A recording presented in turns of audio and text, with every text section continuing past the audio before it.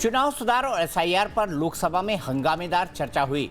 सदन में हंगामा इतना बढ़ चुका था कि कांग्रेस सदन से वॉकआउट कर गई। संसद के शीतकालीन सत्र में बुधवार को चुनाव सुधार पर जारी चर्चा का जवाब देते हुए गृह मंत्री अमित शाह ने विपक्ष पर तीखे हमले किए। शाह ने कहा कि एसआईआर के नाम पर झूठ फैलाया जा रहा है। एसआईआर मतदाता सूची का शुद्धिकरण है। ये जरूर है कि उससे कुछ दल आहत हो रहे हैं। ये ऐसे दल हैं जिन्हें देश के लोग वोट नहीं दे रहे हैं। शाह ने कहा कि एसआईआर का मतलब ये है कि जिनकी मृत्यु हो गई हो वोटर लिस्ट से उनके नाम कट जाएं, नए वोटर्स के नाम जुड़ जाएं और जो विदेशी नागरिक हैं उनके नाम चुन चुनकर डिलीट किए जाएं। दरअसल अमित शाह लगातार कांग्रेस पर वोट चोरी को लेकर हमलावर थे।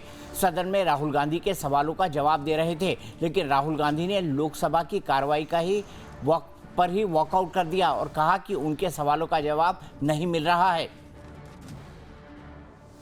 नहीं, आपने होम मिनिस्टर का रिस्पांस देखा, टोटली डिफेंसिव रिस्पांस, और जो हमने पॉइंट्स रखे हैं उसका जवाब नहीं दिया, एक एग्जाम्पल लेकर बोल रहे हैं, तो it is a completely defensive response. आपने उनका चेहरा तो देखा होगा, मेरे प्रेस कॉन्फ्रेंसेस में सॉलिड प्रूफ है, उसके बारे में कुछ बोला नहीं। ठीक है, सेम सीजीआई को लेकर दिस इलेक्शन कमिश्नर को फुल इम्यूनिटी दी जा रही है, तो मतलब बिल्कुल वॉकआउट क्यों करने की जरूरत पड़ी आप लोगों को? वॉकआउट से वो कह रहे हैं आप लोग डर गए। नहीं, हम कहाँ डरे। वहीं इससे पहले चर्चा के दौरान गृह मंत्री अमित शाह और नेता प्रतिपक्ष राहुल गांधी के बीच तीखी बहस हुई। अमित शाह को राहुल गांधी ने खुली चुनौती दी। शाह ने अपनी बात रखते हुए नेहरू से लेकर अटल बिहारी वाजपेयी के समय तक के एसआईआर का जिक्र किया। पूछा कि उस समय विरोध क्यों नहीं किया गया, आज क्यों हो रहा है। शाह ने इस दौरान एसआईआर पर राहुल की 3 प्रेस कॉन्फ्रेंस का उल्लेख करते हुए कहा कि वो सभी का जवाब देंगे। तभी राहुल गांधी उठे और अमित शाह को चैलेंज देने लगे। मान्यवर, सामान्य गलतियां हैं, क्योंकि एक नियम आ गया, जिसका जब वोट काटने का जिसका अधिकार है उसको रोक लिया गया, तो आरओ वोट काट नहीं सकता था, इसलिए 2 जगह रह गए। अब वो ही एक गहन पुनर्निरीक्षण से सुधरना है, मगर आप गहन पुनर्निरीक्षण को वोट चोरी कह रहे हो। मान्यवर, वोट चोरी किसको कहते हैं वो मैं बताना चाहता हूं, और हमारे यहां कुछ परिवार ऐसे हैं जो पूछते नहीं वोट चोरी कर। हरियाणा की जहां इनने बात की, इन्होंने एक उदाहरण लिया, वहां पर अनेक उदाहरण हैं। वो भी आपने दिया था ना, 19 वो भी आपने दिया था, इसलिए दिया वो भी 19 लाख वहां पे फेक लोग, वो उदाहरण आपने दिया था, इसलिए उसका जवाब दिया। और ये भी हमें बता दीजिए, actually let us have a debate on my press conference. Let us go. Let us have very good idea. Let us have a debate on the press conferences. Amit Shah ji, I challenge you. I challenge you to have a debate on the 3 press conferences. Lok Sabha में अमित शाह ने राहुल गांधी के सभी सवालों का जवाब दिया और साथ ही कांग्रेस को चुनाव सुधार के मसले पर कटघरे में भी खड़ा कर दिया। अमित शाह ने कहा कि 16,000 ईवीएम चेक हुए, एक भी गलत वोट नहीं पड़ा है। राजीव गांधी के समय ईवीएम लाए गए, अब यही सवाल उठा रहे हैं। विपक्ष की राज्य सरकारें बीएलओ की मदद नहीं कर रही। राहुल ने वायनाड में वोटर लिस्ट की गलतियों का मुद्दा क्यों नहीं उठाया। बिहार में विपक्ष नहीं जीता तो चुनाव आयोग को बदनाम कर रहे हैं। सोनिया गांधी ने देश के वोटर बनने से पहले देश के नागरिक बनने से पहले वोट दिया और मामला अभी कोर्ट में है। इंदिरा रायबरेली से जीती, उस समय वोट चोरी हुई थी। नेहरू पीएम बने तब पहली वोट चोरी हुई।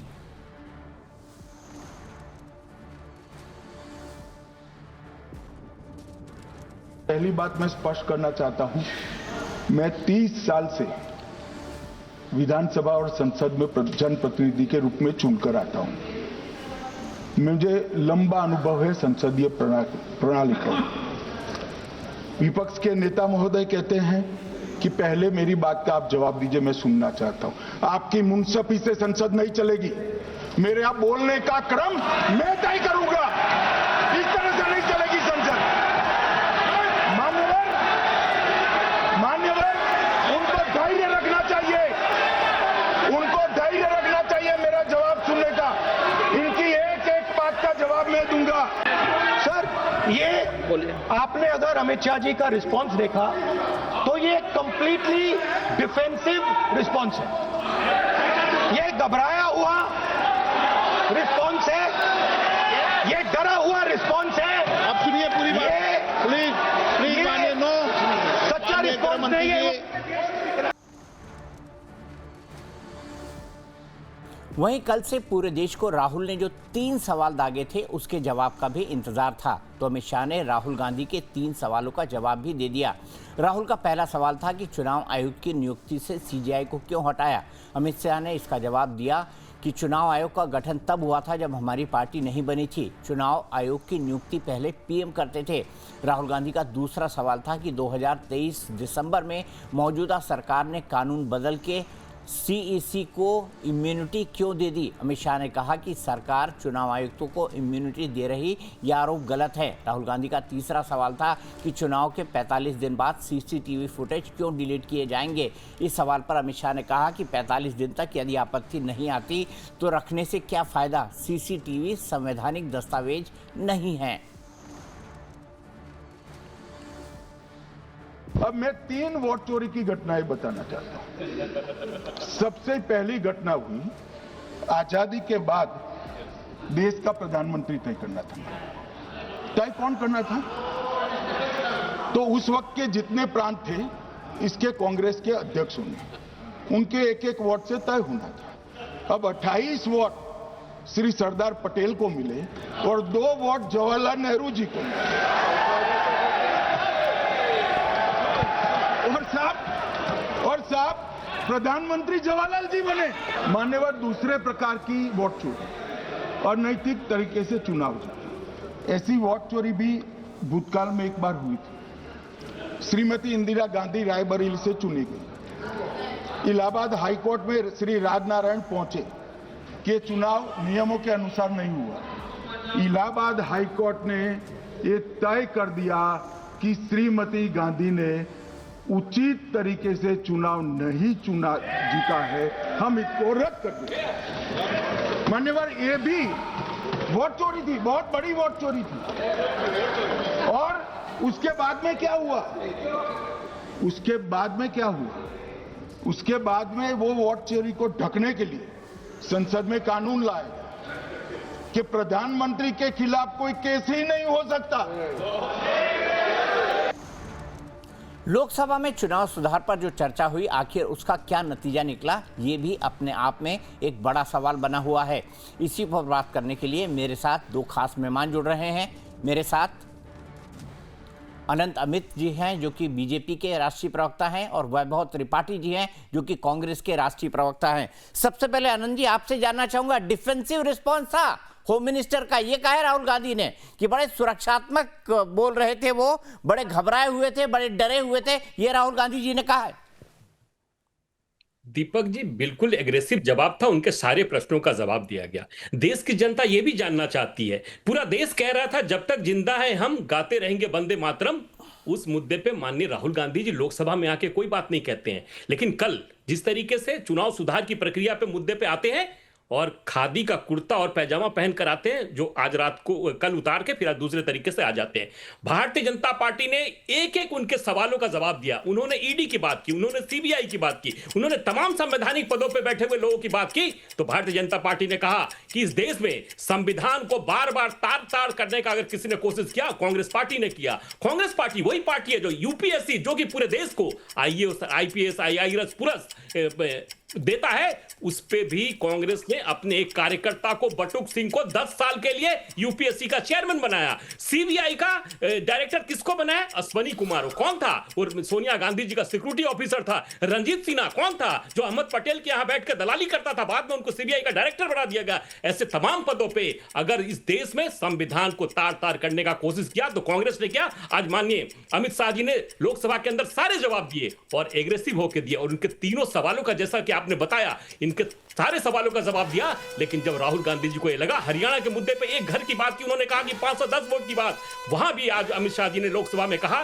कि जिस घर की बात कर रहे हैं वो 3 पुश्तों का घर था, वहां पे इतने वोट हैं, और उस घर वालों ने कहा और इलेक्शन कमीशन ने इनको कहा, लेकिन इनका कोई जवाब नहीं था। बार बार राहुल गांधी चुनाव हार रहे हैं और हारने के बाद इस तरह का आरोप लगा रहे, ये देश की जनता जान चुकी है। वैभव जी मुझे बताइए, आप राहुल गांधी ने जो बातें कही उसका तो गृह मंत्री ने पूरा जवाब दे दिया ना, लेकिन फिर वो भी संतुष्ट नहीं नजर आ रहे, ऐसा क्यों? देखिए दीपक जी, राहुल गांधी जी के सवालों का जवाब दे दिया आप कह रहे हैं, इस बात पे मुझे आपत्ति है, क्योंकि राहुल गांधी जी ने पूछा कि भाई जब व्यवस्था ये बनी कि सीजेआई, नेता प्रतिपक्ष और नेता सदन, ये तीन लोग मिलके नियुक्त करेंगे मुख्य चुनाव आयुक्त और चुनाव आयुक्त को, तो उसमें से सीजेआई को क्यों हटाया गया, इसका कारण पूछा था। क्या अमित शाह जी ने ये बताया? नहीं बताया। लेकिन आपने कैसे कह दिया कि हाँ जवाब दे दिया? ऐसे ही भाजपा के साथी कह रहे। इन्होंने बताया ना 2012-2014 में वीएस संपत को आपने बना दिया सीधे। सर प्लीज दीपक जी, कम से कम इतनी मर्यादा रखें कि उनके बीच में नहीं टोका टाकी। अच्छा ठीक है, मैं नहीं टोकूंगा भाई, नहीं टोकूंगा प्लीज। सीजेआई को हटाने से कौन सी पारदर्शिता बनी, सवाल ये है। हम प्रोग्रेसिव माइंडसेट के लोग हैं, भारत एक प्रोग्रेसिव कंट्री है, तो पीछे क्या हुआ उसकी दलील देकर हम अपनी गलतियों को छिपाएं। सवाल ये था कि क्यों हटाया गया, क्यों इम्यूनिटी दी गई, क्यों नहीं machine readable data political parties को दी जा सकती हैं, ये सवाल थे। लेकिन अमित शाह जी, नेहरू जी, पटेल जी कहां कहां तक घूमते रहे, लेकिन इन तीन सवालों का जवाब नहीं दिया उन्होंने। ठीक है। और आप कह रहे हैं अपनी रिपोर्ट में, जिसपे मुझे आप प्लीज मैं पूरा करता हूं। सवाल हरियाणा की बात ये कर रहे थे, ब्राजीलियन मॉडल का जवाब दिया क्या? नहीं दिया। आखिर सीसीटीवी फुटेज 45 दिन में क्यों डिलीट कर दी जाएगी? लाखों करोड़ों रुपए जब लगा के उसको सेटअप किया जा रहा है तो एविडेंस के लिए किया जा रहा है ना, लेकिन वो किसी से साझा नहीं की जाएगी। कभी साझा किया क्या? किसी चुनाव आयोग ने हरियाणा चुनाव के बाद कहा हम सीसीटीवी फुटेज नहीं देंगे। जब नहीं देंगे तो आखिर इसका जरूरत क्या है? वीवीपैट हजारों करोड़ रुपए लगाकर चुनाव में लाया गया, जब वीवीपैट की पर्चियों की गिनती नहीं होगी तो आखिर जनता की गाड़ी कमाई का हजारों करोड़ रुपया क्यों बर्बाद किया जा रहा है? ठीक है, जवाब ले ले अनंत जी से जवाब ले लेते हैं। आनंद जी बताइए, मशीन रीडेबल डाटा इनको क्यों नहीं दिया जा रहा है? ये भी क्यों किया जा रहा है कि वीवीपैट आप लगा तो रहे हैं लेकिन उसकी काउंटिंग नहीं करा रहे? ये भी तो साफ होना चाहिए ना। नहीं, निश्चित तौर पे दीपक जी उन सारे सवालों का जवाब दिया गया, लेकिन कांग्रेस को उन सवालों से नहीं है। कांग्रेस को सिर्फ और सिर्फ प्रश्न करना है। कांग्रेस में मैं अपने मित्र से पूछना चाहता हूं, त्रिपाठी जी ये बताइए, के सुंदरम साहब 1958 से 1967 तक इलेक्शन कमीशन थे, उनको पद्म किसने दिया? नागेंद्र सिंह को पद्म किसने दिया? आपके द्विवेदी को गवर्नर कौन बनाया? टीएस रामदेवी को गवर्नर किसने बनाया? टीएन शेषन कांग्रेस के पार्टी में आके किसके खिलाफ चुनाव लड़ा? एमएस गिल को मंत्री कौन बनाया? गोपाल स्वामी को पद्म किसने दिया? ये सारे लोग मुख्य चुनाव आयुक्त थे। और रेवड़िया किसने बांटी? कांग्रेस ने बांटी। कांग्रेस की यह परंपरा रही है शुरू से लेकर, इस संवैधानिक पद पर बैठे हुए लोगों को कैसे प्रयोग करना है। लेकिन एक प्रमाण आप बता दीजिए भारतीय जनता पार्टी का, कि जिसमें भारतीय जनता पार्टी के समय में कोई रहा हो चुनाव आयुक्त या मुख्य चुनाव आयुक्त जो कि किसी पद पे बना हो हमारी पार्टी के द्वारा। एक भी प्रमाण ऐसे नहीं है। हमने आपको 8 प्रमाण आपके कांग्रेस पार्टी के अधीन बता दिया। आपने यहां तक नहीं बक्सा कि मंत्री तक बनाया आपने। तो बताइए एमएस गिल को मंत्री क्यों बनाया? क्या वो निष्पक्षता के साथ समझौता नहीं था? क्या एमएस गिल का मंत्री बनाना यह साबित नहीं करता कि एमएस गिल ने कहीं ना कहीं कांग्रेस को फेवर किया था? ये आरोप लगा रहे हैं अनंत अमित जी। नहीं दीपक जी, बेसिकली अभी कुछ सीजेआई का नाम उठा के देख लेते हैं। वो सीजेआई को कहां कहां पद दिया गया है, राज्यसभा तक पहुंचा दिया गया है, लेकिन बेशर्मी से ये इन बातों पे ज्यादा चर्चा करते हैं कि पीछे क्या हुआ। हमने कहा कि हो सकता है कि भूतकाल में पीछे कुछ गलतियां हुई हों, तो आप मान रहे हैं गलतियां हुई? ये भी होगा, उसको सुधार करने की बात है। हमने ये बात कही कि भाई तो पीछे गलतियां हुई, जैसे ईवीएम आया, वीवीपैट नहीं था, आपत्तियां थी, वीवीपैट लगा, तो वीवीपैट लगाने के बाद उनकी पर्चियां क्यों ना गिनी जाए, इसका सवाल नहीं होना चाहिए। सीजेआई की प्रक्रिया जो पहले क्या थी, माना पहले कुछ चीजें थी, उसको सुधार किया गया, फिर उसमें सीजेआई को डाला गया, जिससे कि 3 लोग होंगे, एक सत्ता का, एक विपक्ष का और एक सीजेआई जो निष्पक्ष माना जाएगा। 3 लोग मिलकर नियुक्ति करेंगे तो वो नियुक्ति निष्पक्ष होगी, कम से कम पारदर्शी मानी जाएगी, जनता मानेगी पारदर्शी। लेकिन सीजेआई को हटा के सरकार के एक और मिनिस्टर को उसमें डाला जाएगा और 2-1 से कोई भी सीजेआई को थोपा जाएगा, तो ये कहाँ की पारदर्शिता है, कहाँ का सुधार है? हम ठीक है, इसकी बात कर रहे हैं। ठीक है। हम सवाल इस बात सवाल को कह रहे हैं इनसे कि यही अगर सवाल ले लेते हैं, पक्षी- वैभव जी, इनसे यही सवाल ले लेते हैं। बताइए, सीजीए को जो जो अपॉइंटमेंट कमेटी है, उससे सीजीआई को बाहर करके एक मंत्री का नाम क्यों डाला गया, ये भी साफ कीजिए अनंत अमित जी। देखिए दीपक जी, सारे संवैधानिक पदों पर बैठे हुए व्यक्ति संवैधानिक संस्था है। चुनाव आयोग को जिस तरीके से धारा 324 के अंतर्गत बनाया गया है, तो ये संविधान सभा ने बनाया था। संविधान सभा ने यह तय किया था कि एक संवैधानिक संस्था होगी, किस तरीके से चुनाव कराएगी, और चुनाव की प्रक्रिया में 324 से लेकर 327 तक में कई प्रावधान किए गए अनुच्छेद में। उसी अनुच्छेद के आधार पर जो भी प्रक्रिया चल रही है, एक संवैधानिक संस्था है, वो अपने तरीके से काम करती है, वो सरकार के अधीन नहीं होती है, वो स्वयं संस्था है, वो अपने तरीके से काम करती है। और संविधान सभा ने कुछ उनको ये अधिकार दिया होगा ना, उसी अधिकार के तहत ये चल रहा है। लेकिन कांग्रेस को मुद्दों से भटकने की आदत सी हो गई है, बार बार गोल पोस्ट बदलना। आज जिस तरीके से अमित शाह जी जवाब दे रहे थे, तो कांग्रेस बाइकाट करके जिस तरीके से चला गया, ये तो दर्शा रहा है ना कि आपको सवालों का जवाब नहीं लेना है, सिर्फ और सिर्फ आपको प्रश्न खड़ा करना है और देश के जनता को भ्रमित करना है। बस ये आपकी मंशा है। आज तो देखने को मिला ना, पूरी दुनिया ठीक है, देख रही है। ठीक है। वैभव जी, जल्दी से बता दीजिए, क्या आप लोगों को कन्विंस नहीं कर पा रहे, इसलिए कंफ्यूज कर रहे हैं? दीपक जी, ये तो गांव का कोई अनपढ़ लल्लू जगधर भी जानता है कि जब 3 लोग होंगे और 3 अलग अलग लोग होंगे, तब ज्यादा निष्पक्षता आएगी। और ये जिन धाराओं, जिन चीजों की बात कर रहे हैं, व्यावहारिक बात है, मत जाइए बाकी पेचीदगी में। अगर सीजेआई होते तो एक सत्ता का, एक विपक्ष का और एक सीजेआई, 3 लोग होते तो ज्यादा निष्पक्ष होता, या 2 सत्ता के और एक विपक्ष का नेता होगा, मेंबर होगा उसमें, तो ज्यादा निष्पक्ष है। इसकी बात कर लीजिए, व्यावहारिक बात है, मत घुमाइए पेचीदगी में, मत कानून हमको बताइए। सवाल ये है, और गोल पोस्ट भाजपा के प्रवक्ता बदल रहे हैं। बात यह की जा रही है कि सीबीआई को क्यों हटाया, कौन सी ऐसी मजबूरी थी, या कौन सा ऐसा आप फेल करना चाह रहे थे, या कैसे सीबीआई को हटाने से पारदर्शिता बढ़ जाएगी, विश्वसनीयता बढ़ जाएगी, उसका जवाब दीजिए। लेकिन गोल पोस्ट बदलेंगे, धारा ये, सेक्शन ये सब बातें आप कर रहे हैं। गोल पोस्ट आप